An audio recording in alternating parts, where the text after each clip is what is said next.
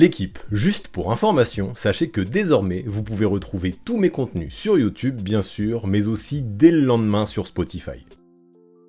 Salut la team, j'espère que vous allez bien. Aujourd'hui, on repart sur un sujet d'actualité que vous avez vous-même choisi sur Instagram. Et j'avoue, j'adore ce genre de vote, parce qu'en ce moment, on est dans cette période bizarre où les matchs comptent de plus en plus, les rôles se stabilisent, les équipes montrent enfin leur vrai visage. Et en parallèle, t'as les rumeurs de trade qui prennent toute la place. Donc quand vous me dites non, on veut parler basket, ça fait plaisir, et votre choix est clair. Aujourd'hui, on parle de la course au trophée NBA 2026. D'ailleurs, petite parenthèse rapide, mais importante avant de commencer. Si vous voulez vous aussi choisir les sujets avec moi, c'est très simple, venez direct sur Instagram. Là-bas, je vous balance les sondages le week-end, vous votez, et la semaine suivante, je vous produis la vidéo que vous avez choisie. Puis tant qu'on est dans les formalités, si ce n'est pas encore déjà fait, abonnez-vous ici aussi sur YouTube, vraiment. Ça aide énormément la chaîne à se développer et ça vous permet surtout de ne rien manquer de l'actualité, surtout là, en cette période de trade deadline qui approche où tout peut bouger d'une minute à l'autre. Mais bref, aujourd'hui, l'idée c'est pas de réciter des trophées comme une liste de noms dans un générique de fin. L'idée c'est de remettre de l'ordre dans la saison.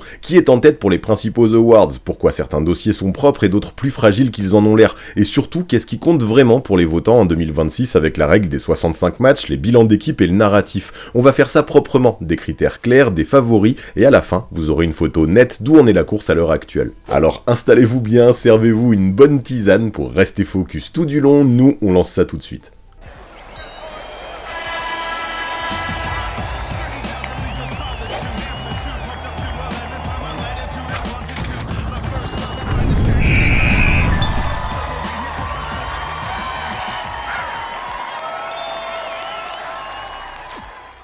Avant qu'on attaque les trophées, posons le cadre 2 secondes. Je vais commencer par un petit préambule, histoire qu'on soit tous sur la même longueur d'onde. Pour la vidéo d'aujourd'hui, j'ai pris les 7 trophées principaux en NBA et l'objectif c'est simple, faire des pronos clairs sans se perdre dans le bruit. Pour chaque trophée, je vous donne mon top 3 du moment, numéro 3, puis numéro 2, puis mon favori. Et à chaque fois, je vous dis pourquoi, avec du contexte et ce que je vois sur le terrain. Et tant qu'à faire, petite parenthèse encore pour faire un big up aux anciens. Oui, je sais, à l'époque des awards, que je faisais principalement sur Twitch, mais aussi en rediff sur YouTube, j'avais des noms de trophées complètement éclatés. Le trophée Yvan du Rêve, Alain Provis, John Duff, que des noms à 9 centimes. Sauf qu'aujourd'hui, désolé pour les puristes, il n'y aura pas ça, j'ai décidé de faire plus simple, plus sérieux. Et oui, on vieillit, on avance, et au fur et à mesure, on apprend à aller droit au but. Par contre, si vous étiez là à cette époque, venez me faire un petit coucou dans les commentaires, histoire que je sache qui sont les vrais, et dites-moi à l'époque quel était votre surnom ou votre nom de trophée préféré. Mais allez, après cette séquence nostalgie, on attaque avec un trophée que j'apprécie particulièrement parce qu'il en dit beaucoup sur la saison en cours, celui de coach de l'année.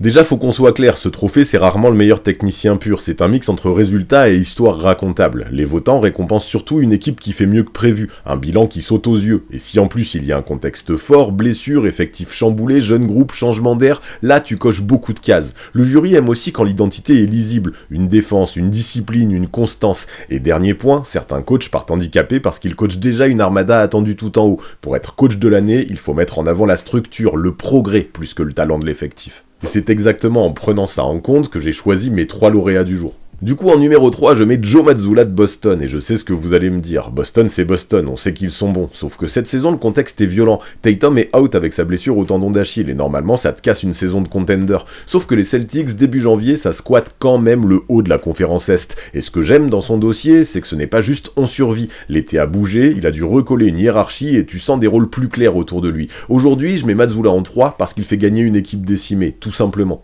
Et ça aurait pas été les Celtics, qui dans leur ADN, ou en tout cas dans l'esprit de tout le monde, sont programmés pour gagner, il aurait sûrement pu viser plus haut. En tout cas derrière, on passe à un dossier beaucoup plus narratif, beaucoup plus waouh pour les votants. Mon numéro 2, c'est Mitch Johnson de San Antonio parce que là, on est sur une combinaison parfaite. Nouvelle ère, pression maximale, résultat immédiat. Popovic qui s'écarte du banc, tu récupères l'héritage le plus lourd de la ligue et tu dois prouver que t'es pas juste un mec sympa qui fait l'intérim. Sauf que les Spurs, jusque-là, ça squatte le top 2 de l'Ouest. En plus de ça, c'est une équipe qui contrôle, qui sait gagner les matchs serrés, mais c'est pas tout, ils savent aussi gagner des matchs moches. Ce qui me donne un argument en plus, c'est l'identité, la stabilité malgré les trous. On a vu des ajustements, des absences, des périodes où tout n'était pas aligné, et pourtant, la structure ne casse pas. Sans même rentrer dans des schémas compliqués, quand une équipe garde sa discipline, ses rôles et sa constance malgré les imprévus, c'est rarement un hasard. Et dans le narratif pur, le fait qu'ils aient fait tomber OKC plusieurs fois sur une période courte, ça met directement Mitch Johnson sous les projecteurs. Il a vraiment fait changer de statut à cette équipe, en passant de jolis projets à team vraiment sérieuse. Pour moi, en vrai, rien que pour ça, il méritait une place dans mon top 3. Mais du coup, maintenant qu'on a dévoilé ces dauphins, qui est mon favori pour le trophée de Coach of the Year? Eh bien, mon number one, c'est JB Bickerstaff de Détroit. Mon argument massu, il est simple. Début janvier, les Pistons sont premiers à l'Est avec un bilan bien au-dessus des attentes. Et ce qui rend le dossier encore plus solide, c'est la manière. Détroit a une identité hyper lisible et une domination qui ne dépend pas d'un seul mec en mode one-man show. Ils sont dans le top de la ligue en net rating, ils défendent fort, ils imposent un basket physique et tu le vois même dans des trucs très simples à illustrer. Ils protègent le cercle, ils contestent, ils font des stops, ils enchaînent les séquences où l'adversaire doit mériter chaque panier. Dans une course au coach de l'année, la transformation visible compte énormément. Détroit n'est plus juste une équipe en progrès, c'est une équipe qui a basculé dans une dimension de patron de conférence. Pour moi, JB, c'est clairement le favori à l'heure actuelle, et le concernant peu à peu, j'ai même l'impression qu'une sorte de consensus est en train de se former. Après, évidemment, tout ça encore peut bouger d'ici la fin de la saison, mais là, début 2026, c'est l'ordre que je choisis et que j'assume pour ce trophée. Quoi qu'il en soit, on enchaîne maintenant avec un award qui raconte les fins de match, le trophée de Clutch Player de l'année. Petit rappel simple, le clutch en NBA c'est pas juste j'ai mis un buzzer une fois, c'est les 5 dernières minutes du 4e quart-temps ou de la prolongation quand l'écart est de 5 points ou moins. Et les votants regardent surtout si tu prends les responsabilités dans ces moments, si tu produis et si ça se traduit en victoire. Parce que si tu fais du volume sans efficacité, ça ressemble vite à des tirs forcés. Puis comme ce trophée est récent, le narratif compte déjà beaucoup également. Un vrai closer c'est un mec qu'on voit et qu'on retient. Donc c'est en gardant ça en tête que je vais vous livrer mes favoris pour ce trophée à la date d'aujourd'hui. En numéro 3, je mets Tyrese Maxey. Son dossier, il est super clair. C'est un gars qui a du volume en fin de match et ça se voit dans les chiffres bruts. À ce stade de la saison, il est déjà à plus de 80 points dans le clutch time dans une équipe qui en a joué énormément des matchs serrés. Philadelphie a un bilan positif dans ses fins de match et Maxey est souvent l'option qui déclenche. Balle en main, attaque du cercle, pull-up ou passage sur la ligne des lancers, il est exactement la définition d'un candidat à cet award. Il ne se cache pas.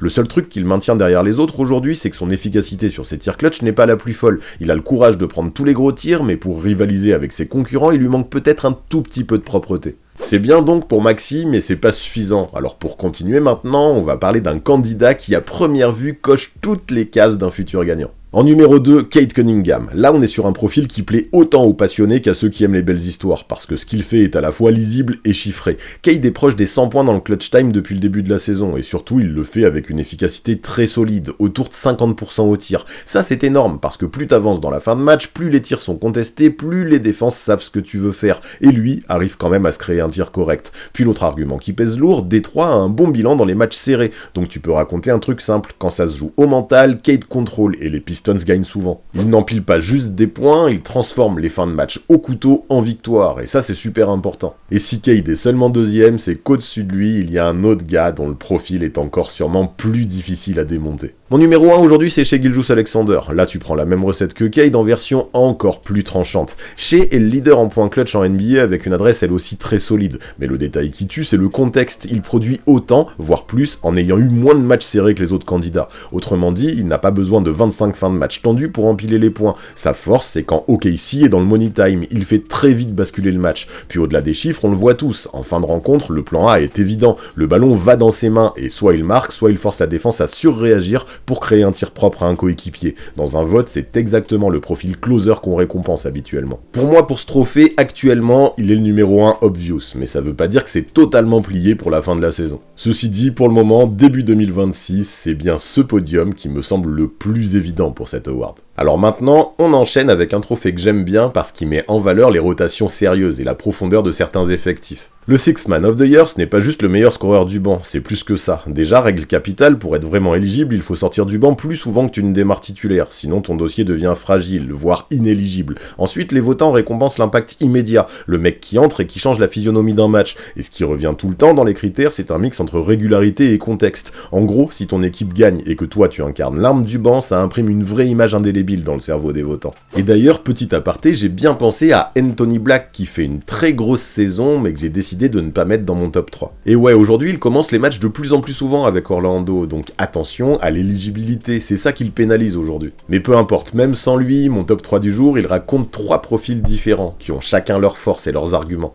Ainsi, pour commencer en numéro 3, je mets Keldon Johnson, parce que lui c'est l'archétype du 6ème homme efficace, un joueur de niveau titulaire qui accepte de sortir du banc et qui vient t'amener une attaque simple, directe, agressive. À l'instant T, il est autour de 14 points et 6 rebonds avec une efficacité vraiment haute, et ça c'est un détail qui tue. Beaucoup de scoreurs de banc empilent des tirs, mais lui il score proprement. Et ce que j'aime c'est que c'est hyper illustrable, tu le vois entrer, attaquer le cercle, finir fort, provoquer des fautes, mettre une pression physique et surtout remplir ce rôle de moteur émotionnel de la seconde unit. Alors pourquoi je le mets pas plus haut? Parce que j'ai l'impression qu'il lui manque encore un peu de volume ou de temps de jeu, mais pour le reste, pas de doute, il coche énormément de cases. Allez, pour la suite, on passe à un profil plus complet, le genre de joueur que les coachs adorent réellement. Ouais, en numéro 2, je mets Jaime Jaquez Jr. parce que son dossier, il est premium. Le mec sait faire plusieurs métiers, il peut scorer, il peut créer, il peut prendre des rebonds et surtout il stabilise. C'est typiquement le joueur que tu poses sur le terrain et tu sais que ton niveau ne va pas chuter quand les titulaires soufflent. Ça, pour ce trophée, ça compte énormément. Les votants aiment l'idée d'un banc qui maintient le contrôle. En plus, son jeu est propre, coupe, lecture, mismatch puni, passe juste. Même quand il ne met pas 25 points, il peut marquer le match autrement. Pour confirmer ça en fin de saison, il ne devra pas louper trop de matchs, pas le choix, lui qui sort de blessure, mais je pense que ça devrait le faire. Tout le reste semble être là, mais peut-être pas assez à mes yeux vis-à-vis de son concurrent principal pour viser la première place. Oui, mon numéro 1 c'est Naz Reid, parce que c'est le 6ème homme moderne dans sa version la plus claire, production de quasi titulaire en sortie de banc, et surtout un intérieur qui espace le terrain comme un extérieur avec un gros volume de tir à 3 points. En gros, quand il est sur le parquet, il te crée un problème immédiat. Si tu le laisses, il arrose, si tu sors trop vite, il attaque le close-out pour aller finir près du cercle. À côté de ça, le truc qui fait gagner ce trophée souvent, c'est les preuves que tout le monde retient. Et ça, c'est ok. Reid a déjà des cartons énormes en sortie de banc et a montré à plusieurs reprises qu'il pouvait changer la physionomie du match en 5 minutes. À côté de ça, en plus, il est très haut sur les compteurs de points marqués en sortie de banc, ce qui alimente naturellement les débats. Alors oui, il a déjà gagné ce trophée il y a 2 ans et parfois la Ligue aime varier les lauréats de ses récompenses. Mais à mes yeux, ce biais-là ne suffit pas à faire tomber un dossier aussi complet que celui de Reid, qui ne serait pas le premier à remporter ce trophée plusieurs fois en plus de ça. C'est pour toutes ces raisons que aujourd'hui, si je dois me projeter dans la course, Reid est devant. Maintenant, on enchaîne avec un trophée qui met en avant ceux qui ont vraiment changé de statut, de catégorie, le Most Improved Player, le MIP. Déjà, le MIP, à mon sens, c'est rarement le mec qui a juste pris 3 points de plus. Les votants cherchent une mue claire et racontable, un saut de rôle, un saut de responsabilité, et derrière, une production qui tient la route. Ça peut être un gars qui passe de bon joueur à moteur d'attaque, ou un jeune qui devient un vrai patron de possession. Et surtout, il faut que ça se voit dans les matchs. Plus de ballons, plus de décisions, plus de pression, et il répond présent. L'idéal, c'est quand tu peux résumer son avant-après en une phrase, et que la saison te donne déjà 2-3 matchs signature qui restent en tête. Et pour le classement, bien sûr, on fait comme d'hab, numéro 3, puis numéro 2, puis mon favori du moment. À la 3ème place, je mets Keyonte George, parce que le bon pour lui, il est réel. Aujourd'hui, il tourne à plus de 24 points, près de 7 passes et plus de 4 rebonds. Et surtout, on sent que Utah vit avec lui, balle en main. Ce que j'aime dans ce dossier, c'est la lisibilité. Tu vois un joueur qui ne subit plus le tempo, il le dicte. Il prend des tirs difficiles, oui, mais il assume aussi la création. Il met ses coéquipiers dans le bon timing, et il a ce côté première option qui n'existait pas avant. Même si le bilan de l'équipe peut freiner certains votants, le MIP récompense la progression individuelle. Si votre niveau a explosé, ça reste un argument massif. Et clairement, le jeune Keyonte est définitivement en train de tout péter cette saison. Mais maintenant qu'on va parler de lui, on va monter d'un cran, parce que Keyonte est un mec qui a énormément progressé en attaque. Par contre, le concernant, j'ai quelques questions en défense. Là, on va parler d'un mec qui fait absolument tout sur le terrain. Ouais, en numéro 2, j'ai Jalen Johnson. Là, c'est le dossier « Je suis devenu un couteau suisse de luxe version star ». Ses moyennes actuelles, c'est presque 24 points, plus de 10 rebonds et plus de 8 passes, messieurs, dames. S'il vous plaît. Et ce n'est pas juste il score plus, il organise, il initie, il absorbe des responsabilités de création. D'ailleurs, même dans les analyses un petit peu plus pointues, ce qui ressort, c'est à quel point son playmaking a pris une autre dimension, avec une charge de création qui a carrément explosé par rapport à l'an dernier. Et puis, il a déjà ses matchs qui te font lever la tête. Genre, c'est 43 points, ça imprime et ça construit un narratif MIP très propre. Et le pire, c'est qu'avec le départ de Trae Young récent vers Washington, ça pourrait encore exploser. Par contre, si Jalen est seulement 2ème chez moi actuellement, c'est qu'au-dessus, et j'ai encore, selon moi en tout cas, un meilleur dossier. Et je le dis une fois pour toutes, juste pour que ce soit clair, le concernant, je ne vais parler que basket, uniquement du terrain. Gardez ça bien en tête, parce que c'est important. Mon numéro 1, le favori selon moi à l'instant T, c'est Deni Avdija, parce que là on est sur une transformation totale de statut. Il est à plus de 26 points de moyenne, autour de 7 rebonds et 7 passes, donc on ne parle pas d'un role-player qui a juste plus de shoot dans sa team parce que personne ne veut les prendre. On parle d'un mec qui porte l'attaque, qui crée, qui provoque des aides et qui finit les actions. Il a déjà livré un match à 41 points cette saison, et ce genre de perf, ça devient une carte de visite nationale dans la course au MIP. La discussion est lancée autour de lui, et je comprends vraiment pourquoi. Pour l'instant, je donne une petite avance à Avdija, car j'ai l'impression qu'il partait de plus bas par rapport à Jalen Johnson l'année dernière, mais je vais pas le cacher, j'ai beaucoup hésité, et entre les deux, la course est super serrée. Évidemment, encore une fois, tout peut très vite bouger, mais début janvier, à l'instant T, c'est l'ordre que je choisis. Bref, on est ok pour le MIP, donc on passe à la suite, un trophée que je kiffe particulièrement parce qu'il raconte la peur, celui de défenseur de l'année. Déjà, faut qu'on se comprenne, le Deepoy c'est rarement juste le mec qui fait le plus de contre. Les votants récompensent surtout le défenseur qui change une saison entière, celui qui fait dérailler les plans adverses. Le premier gros filtre est souvent collectif. Si ton équipe n'est pas dans les meilleures défenses, ton dossier individuel doit être tellement violent qu'il écrase tout sur son passage. Ensuite, les votants regardent la dissuasion, le truc qu'on ne voit pas dans les highlights, les pénétrations qui n'arrivent même pas, les tirs près du cercle qui deviennent des flotteurs moches, les gars qui ressortent la balle parce qu'ils ont vu un mur. Et puis il y a le côté système, le joueur qui organise, qui couvre les erreurs, qui rend tout le monde meilleur de ce côté-là du terrain. Et évidemment, encore une fois, t'as un mot qui peut tuer toute une campagne, l'éligibilité. Si tu rates trop de matchs, même si t'es le meilleur foncièrement, tu peux juste disparaître du vote. Ce trophée, en quelques mots, récompense tout simplement celui qui fait le plus changer d'avis l'attaque adverse. Le mec qui te fait hésiter, qui te fait recalculer une passe ou un tir, et qui te fait jouer différemment de ce que tu voulais. Parce que oui, un contre, c'est spectaculaire, mais le vrai luxe, si on est logique, c'est quand l'attaquant n'ose même plus venir près du cercle quand toi t'es dans la raquette. Et je trouve que dans cette catégorie, cette saison, il y a 3 dossiers qui ressortent vraiment. En numéro 3, je mets Victor Wembanyama. Le concernant, c'est simple, sa présence change la géométrie du terrain. Sur les chiffres, déjà, il est à presque 3 contres par match, et en plus, il gobe plus de 11 rebonds, donc il ne fait pas que contester, il termine les possessions défensives. Et surtout, son impact ne se résume pas au bloc, il te force des décisions bizarres. Les attaquants arrivent, voient la longueur, et au lieu d'aller au cercle, il s'arrête pour un tir intermédiaire où il balance une passe en l'air qui devient risquée.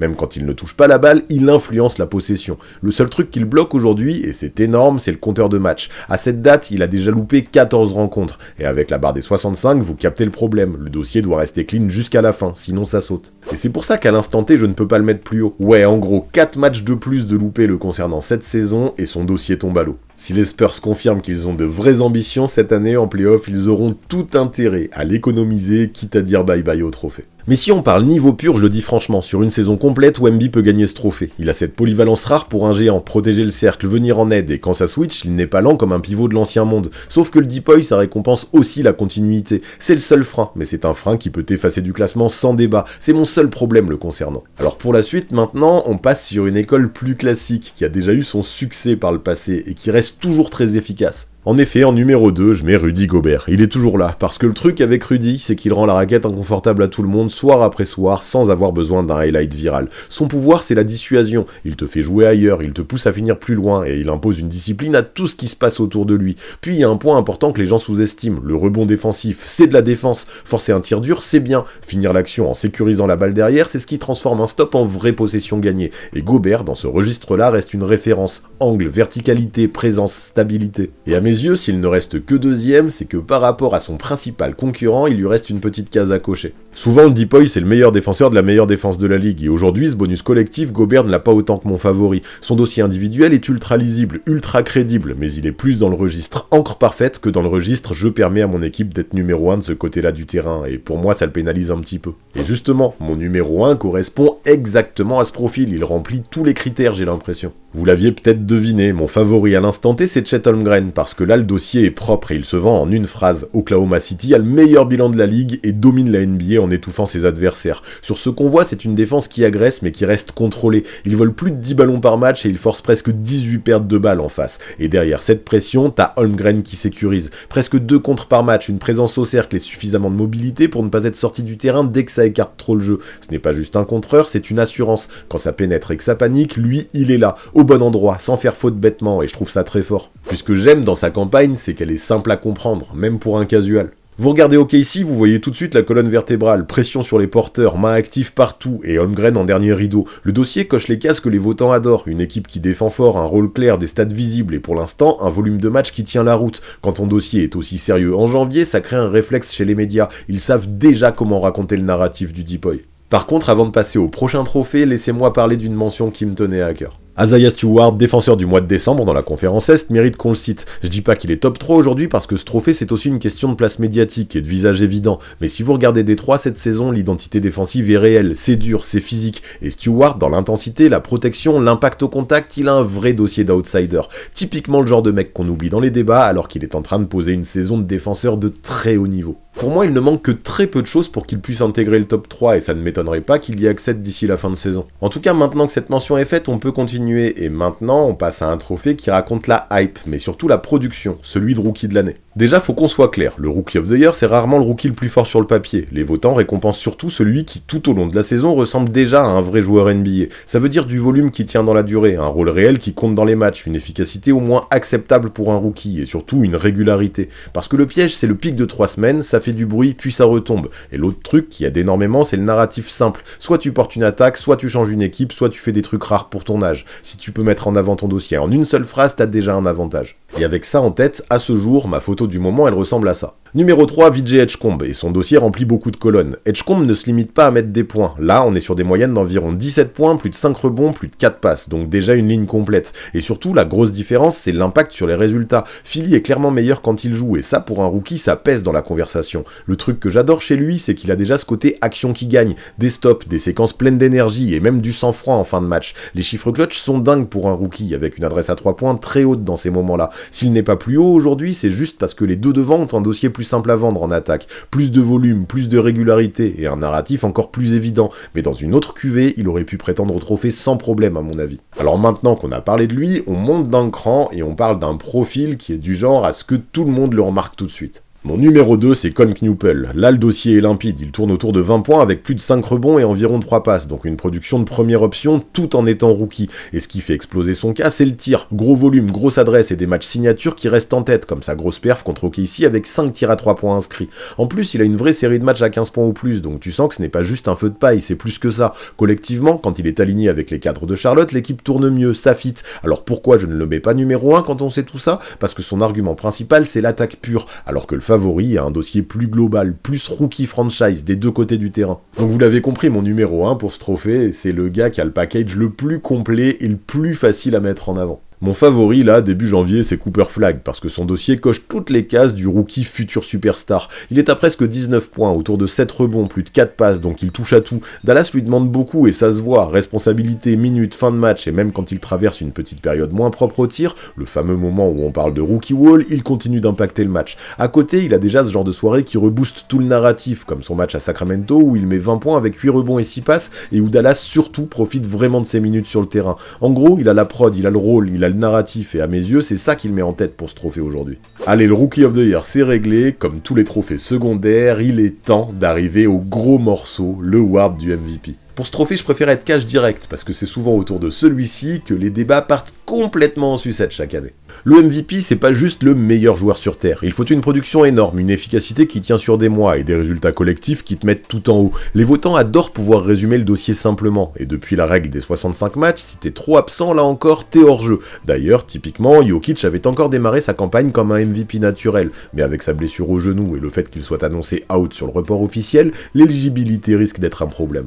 Donc voilà, alors qu'il aurait mérité et que depuis le début de la saison pour moi c'était un candidat obvious, je ne vais pas parler de Joker dans mon top 3 pour ces raisons. Par contre, avant de vous donner le nom de mes candidats, il faut que je vous dise un truc. Dans ma grille à moi, le collectif pèse très lourd et je l'assume. Pour ce qui est de l'impact des deux côtés du terrain, c'est la même chose. Pour moi, le MVP, c'est pas juste le meilleur attaquant ou le meilleur scoreur, il faut qu'il pèse dans tous les domaines. C'est pour ça qu'en numéro 3, je mets Jaylen Brown. Et je sais, ça peut surprendre, mais à mes yeux, son dossier est ultra votable cette saison, parce qu'il est simple à comprendre et il est propre. Boston reste bien classé au bilan, et dans une année où l'effectif a dû s'adapter, Brown est devenu le moteur offensif le plus constant. Avec l'absence de Tatum, les chiffres parlent tout seuls. Il est à quasiment 30 points par match avec autour de 6 rebonds et 4 passes, et surtout une adresse proche des 50% au tir. Donc on n'est pas sur du scoring renforçant, on est sur un vrai volume de franchise player qui tient la route. Et en plus, il a déjà ce statut de champion. Ça ne gagne pas un MVP tout seul, mais ça rend l'idée crédible dans la tête des votants. Donc ouais, Brown top 3, je sais on ne le voit pas souvent, mais je l'assume, je lui donne cette place. Ce serait quand même un comble qu'après avoir remporté le trophée de MVP des finales avant Tatum, il remporte aussi le trophée de MVP avant lui. Mais bon, on n'en est pas encore là parce que pour la suite, arrive un dossier où la responsabilité et le collectif, j'ai l'impression, se voient encore plus, ils sont encore plus flagrants. Parce qu'en numéro 2, je mets Cade Cunningham. Pour moi, l'argument est presque imbattable en janvier. Détroit est tout en haut de l'Est et Cade est clairement le centre de gravité de sa team. C'est lui qui organise, c'est lui qui décide du tempo et c'est lui qui porte la création soir après soir. Sa ligne en plus est totalement MVP compatible. Quasiment 27 points, presque 10 passes, autour de 6 rebonds avec une adresse correcte pour un créateur à ce volume. Et ce que j'aime dans son cas, c'est que ce n'est pas juste des stats jolis dans une équipe moyenne. Là, ça se traduit en victoire. Quand ta team gagne autant et que tout le monde sait que t'es le patron des possessions, ça devient hyper facile à raconter dans un vote en termes de storytelling. Donc ouais, Cade deuxième, ça me va bien, et avec Jokic qui est out a priori, vous imaginez bien la suite. Mon numéro 1, mon favori à l'instant T, c'est Shai Gilgeous-Alexander, parce que là on est sur le dossier propre dans sa version ultime. OKC a le meilleur bilan de la NBA encore une fois, et Shai est le visage évident de cette domination. Niveau production, c'est violent, près de 32 points, plus de 6 passes, plus de 5 rebonds et une adresse qui rend le débat pénible pour tout le monde. 55% au tir, c'est un truc de malade. Et ce que ça raconte est simple, il score, il est efficace et il lead la meilleure équipe de la ligue. On a beau dire ce qu'on veut sur la quantité de lancers francs qu'il obtient, pour moi, aujourd'hui, c'est lui le plus valuable. Et en plus, même si OKC est une équipe qui défend très fort, SGA n'est pas du tout le point faible qu'on peut cibler. Non, j'ai beau faire le tour, je ne trouve pas. Pour lui, tout est aligné. À moins d'un changement brutal, d'une baisse de niveau ou de l'arrivée à un fanfare de l'un des prétendants, je pense que tout est fait pour que SGA se dirige vers le back-to-back MVP.